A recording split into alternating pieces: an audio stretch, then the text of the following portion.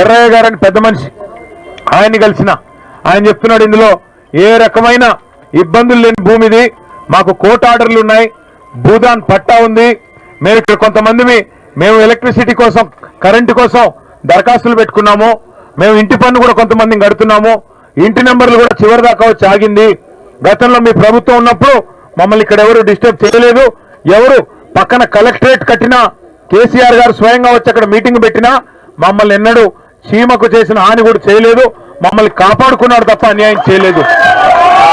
కానీ ఇవాళ ఆ పక్కనే ఉండే విలాసవంతమైన విల్లాల కోసం, కాంగ్రెస్ నాయకుల విలాసాల కోసం, ఈ జిల్లాలో ఉన్న 3 మంత్రులు వారి అక్రమ సంపాదన కోసం వారి కన్ను మీ భూమి మీద పడ్డది. మీ 60 ఎకరాల మీద కన్నుబడి ఇవాళ 3 మంత్రులు కూడబలుక్కొని అందరూ కలిసికట్టుగా ఇవాళ పేదలను మెడలు బట్టి గెంటేసి ఒక శత్రు దేశం మీద దండయాత్రకు పోతే ఎట్లయితే పోతారో 1000 మంది పోలీసు వాళ్ళని తీసుకొని అర్ధరాత్రి వచ్చి నోటీస్ ఇవ్వకుండా అన్యాయంగా ఇవాళ మిమ్మల్ని అక్కడి నుంచి తరిమేసి ఇక్కడ బజార్న పడేసింది ఇందిరమ్మ ప్రభుత్వం.